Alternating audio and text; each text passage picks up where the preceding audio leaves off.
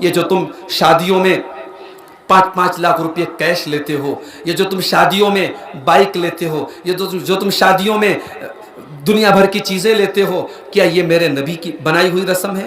جی نہیں، یہ میرے نبی کی بنائی ہوئی رسم نہیں ہے، یہ ہندوستان کے ہمارے ہندو بھائیوں کی رسم ہے، کیونکہ ہمارے ہندو بھائیوں کے یہاں لڑکیوں کو وراثت میں کوئی حق نہیں دیا جاتا، تو ان کے یہاں دہیج پرتھا چالو کی گئی تاکہ لڑکیوں کو جو دینا ہے شادی کے موقع پہ دے دیا جائے، اسی لیے اس کا نام ان لوگوں نے رکھا دان دہیج۔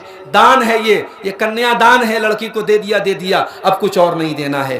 ہماری شریعت میں دان دہیج نام کی کوئی چیز نہیں ہے۔ ہاں، ہماری شریعت میں باپ کے انتقال کے بعد باپ کی پراپرٹی میں جیسے بیٹا کا حق ہے ویسے بیٹی کا حق ہے، یہ حق کوئی نہیں دیتا، یہ حق کوئی نہیں دیتا۔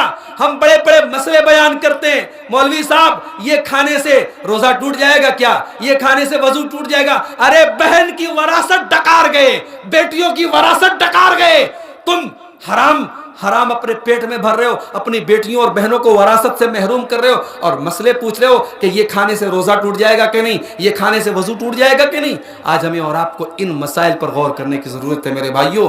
آج امت جن حالات سے دوچار ہے، آج پوری دنیا میں ہم جتنے ذلیل و خوار ہیں، اور آج جب ہم نیوز کھولتے ہیں ٹی وی کے اوپر، اور نیوز والا جب کہتا ہے کہ بتائیے کیا قرآن کے اندر سے ان 26 آیتوں کو نکال دیا جائے یا نہ نکال دیا جائے، ہمارا خون کھول جاتا ہے، ہمارے دل سے یہی دعا نکلتی ہے، اللہ تیرے قرآن کے ساتھ دشمنی بھی شروع ہو گئی ہے، اے اللہ تو اپنی کتاب کے ساتھ دشمنی کرنے والوں کو ان کے انجام تک پہنچا دے۔ اور ہمارا ایمان ہے، ہمارا یقین ہے، یہ وسیم رضوی نام کا آدمی جس نے قرآن کے ساتھ دشمنی کی ہے، جس نے اللہ کے ساتھ دشمنی کی ہے، انشاءاللہ یہ کتے کی موت مرے گا، یہ کتے کی موت مرے گا، اس کے جنازے کو قبر نصیب نہیں ہوگی، اس کی لاش کو قبر نصیب نہیں ہوگی انشاءاللہ۔ اور اب تو رو رہا ہے، ابھی اس کا ایک نیا ویڈیو آیا ہے، شاید آپ نے دیکھا ہو، سوشل میڈیا پہ آیا ہے، کہہ رہا ہے میری بیوی چھوڑ کے چلی گئی، میرے بچے چھوڑ کے چلے گئے، میرے بھائی مجھے چھوڑ کے چلے گئے، لیکن میں حق پر ہوں، میں سوسائیڈ کر لوں گا مگر حق کو نہیں چھوڑوں گا۔ ہم اللہ سے دعا کرتے ہیں تو سوسائیڈ کر لے،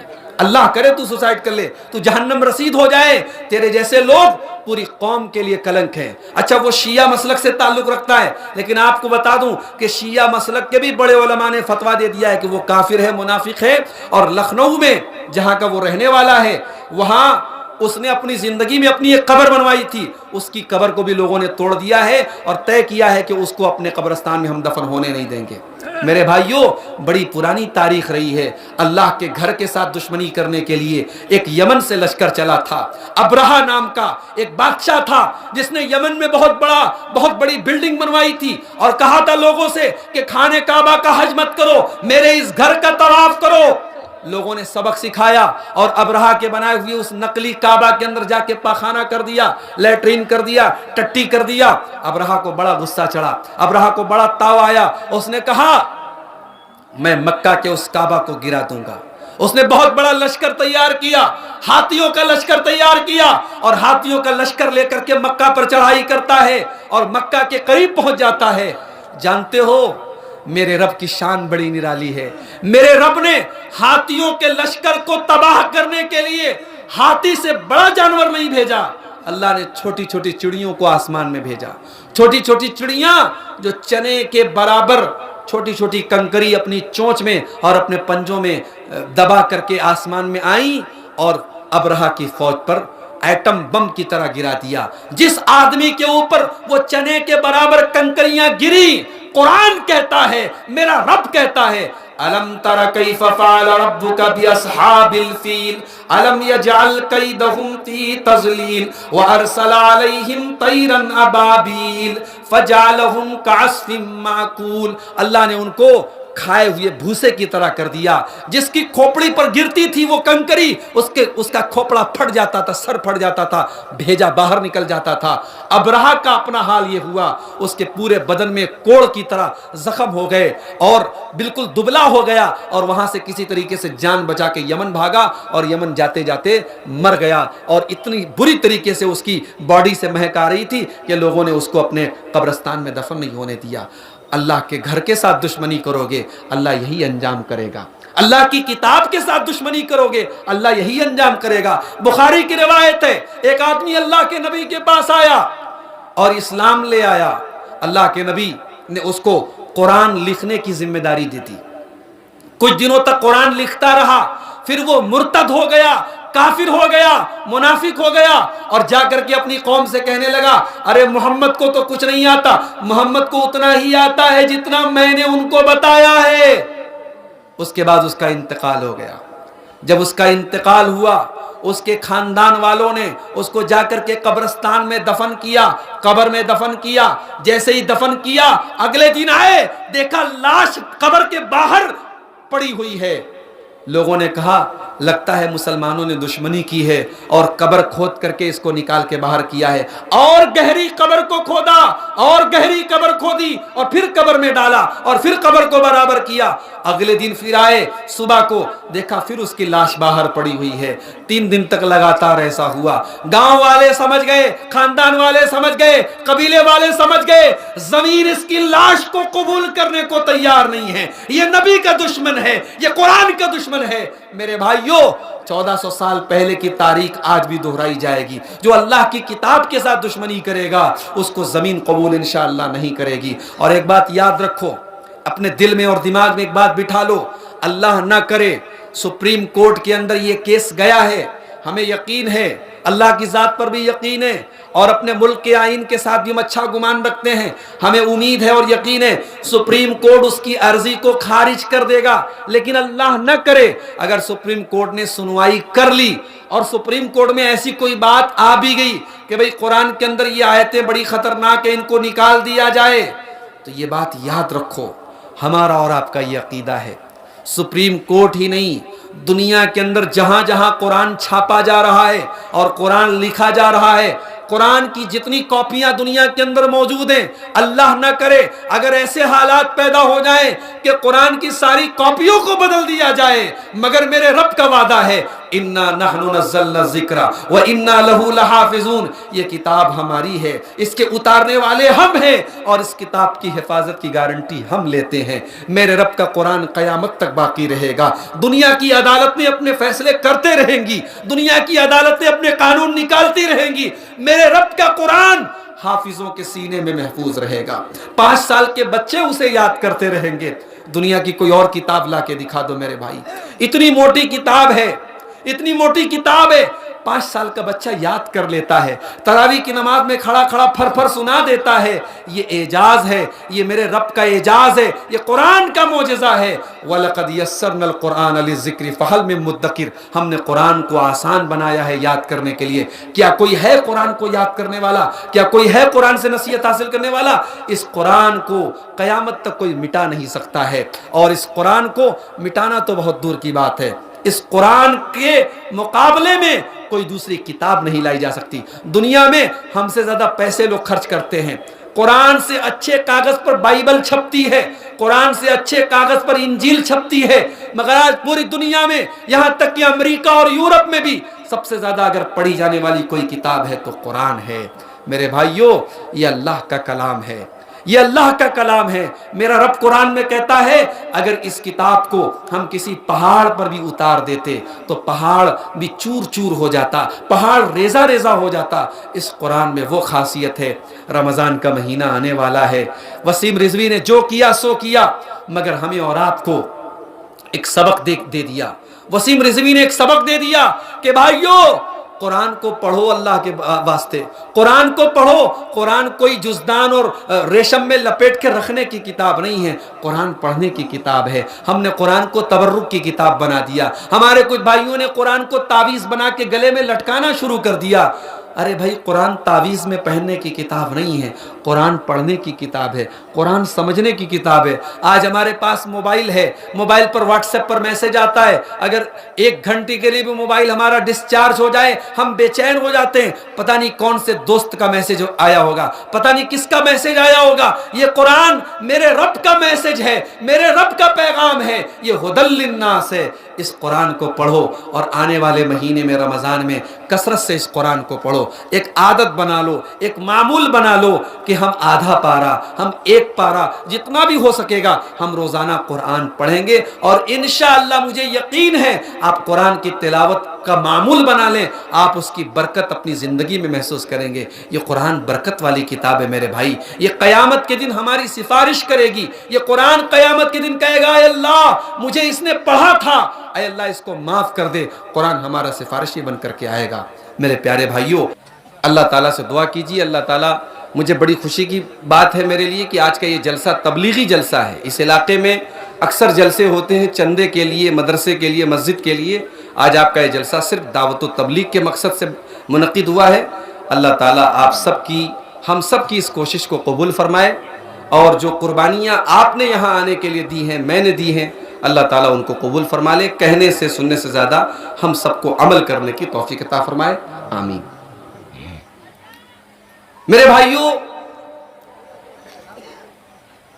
آج پوری دنیا میں ہماری اور آپ کی استھتی کیا ہے, ہمارے اور آپ کے حالات کیا ہیں؟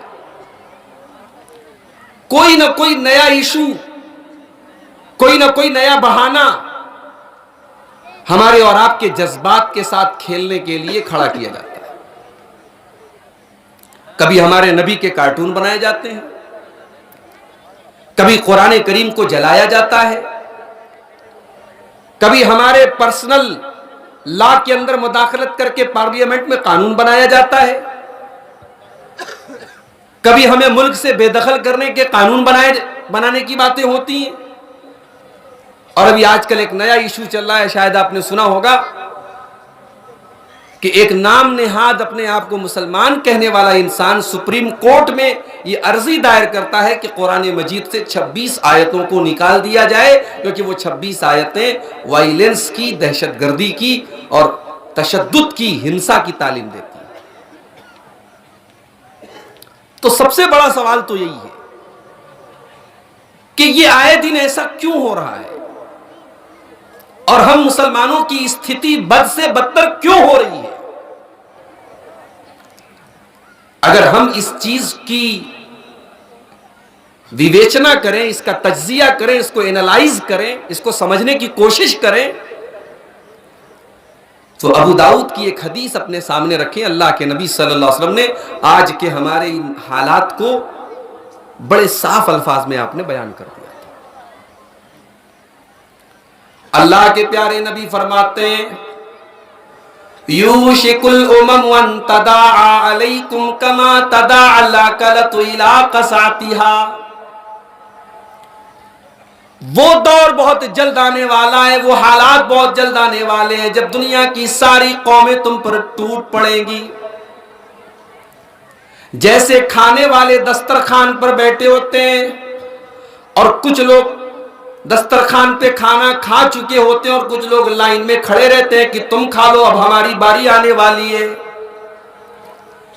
اے مسلمانوں, تمہیں مارنے کے لیے, تمہیں کاٹنے کے لیے, تمہیں دبانے کے لیے, تمہیں پریشان کرنے کے لیے, تمہیں ذلیل کرنے کے لیے دنیا کی ساری قومیں اسی طریقے سے باری باری آگے بڑھیں گی اور تمہیں ذلیل و خوار کریں گی, تمہیں پریشان کریں گی, تمہیں ماریں گی, کاٹیں گی.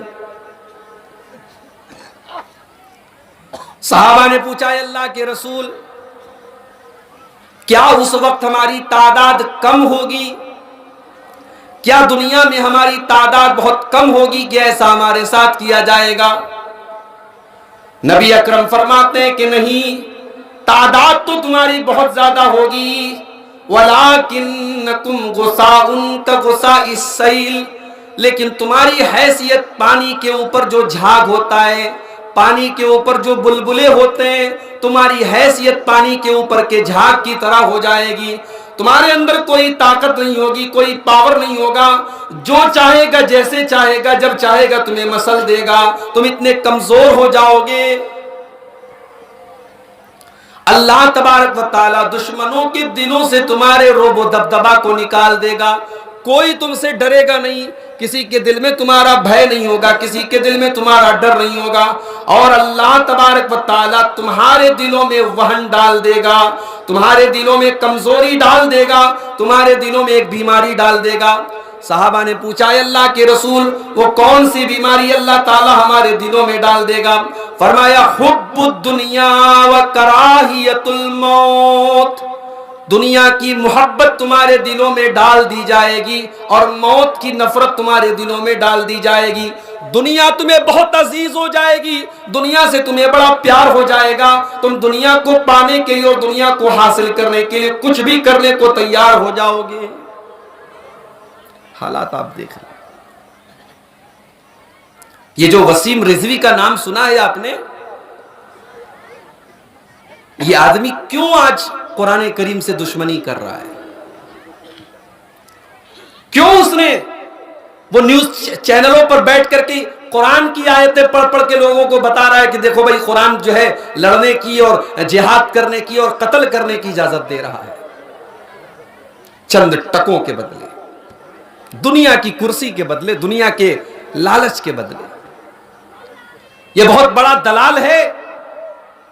اس کے پہلے شیعہ وقف بورڈ کا چیئرمین تھا، اربوں روپے کا اس نے گھوٹالہ کیا، اس کے نام پہ بہت سارے کیس چل رہے ہیں۔ اب حکومت کی نظر میں کیسے اچھا بن جاؤں، ایک نیا پیترا یہ کھیل رہا ہے۔ میرے پیارے بھائیوں، حب الدنیا آج ہمارے ذلیل اور خوار ہونے کی سب سے بڑی وجہ یہی ہے۔ اللہ کے نبی فرما رہے کہ تم دنیا کو سے محبت کرنے لگو گے۔ ہماری شریعت ہمیں یہ تعلیم تو نہیں دیتی کہ ہم دنیا چھوڑ کے پہاڑوں پہ چلے جائیں، جنگلوں میں چلے جائیں، ہم دنیا کے کام نہ کریں، ہم دنیا سے پیار نہ کریں، ہم بال بچوں شادی نہ کریں، بال بچے نہ پالیں۔ نہیں، ہماری شریعت ہمیں یہ تعلیم تو نہیں دیتی، مگر ہماری شریعت ہم سے یہ بھی نہیں کہتی کہ تم دنیا میں اتنے ڈوب جاؤ اور دنیا میں اتنے غرق ہو جاؤ کہ آخرت کو بھول جاؤ۔ ہماری شریعت ہم سے کہتی ہے تم دنیا میں رہو لیکن آخرت کی تیاری کرو، آخرت کو مت بھولو، دنیا کو سب کچھ مت سمجھو۔ تمہاری زندگی کا مقصد دنیا نہیں ہے، تمہاری زندگی کا مقصد آخرت ہے۔ حضرت عبداللہ بن عمر کا نام آپ نے سنا ہوگا، بہت بڑے صحابی ہیں۔ ان کے ایک بیٹے کا نام سالم بن عبداللہ تھا، یہ تابعی ہیں اور اللہ کے بہت نیک بندے ہیں، بہت نیک انسان ہیں۔ سالم بن عبداللہ ایک مرتبہ خانہ کعبہ کا طواف کر رہے تھے، بہت بڑی ہستی تھی اپنے دور کی، ان کے آگے پیچھے بھی لوگ لگے ہوئے تھے۔ اتفاق سے اس دور کا جو خلیفہ تھا، اس دور کا جو حکمراں تھا، جس کا نام ہشام بن عبد الملک تھا، اتفاق سے وہ بھی عمرہ کرنے کے لیے آیا تھا، وہ بھی خانہ کعبہ کا طواف کر رہا تھا۔ اس نے دیکھا کہ ایک آدمی ہے، سفید کپڑے پہنے ہوئے ہیں اور لوگ اس کے پیچھے پیچھے لگے ہوئے ہیں۔ اس نے پوچھا بھئی یہ کون ہے، کون ہے یہ لوگ اتنا زیادہ ان کا احترام کر رہے ہیں، ان کے پیچھے پڑے ہوئے ہیں؟ کہا گیا آپ نہیں پہچانتے، یہ حضرت عمر کے پوتے ہیں، عبداللہ بن عمر کے بیٹے سالم بن عبداللہ ہیں۔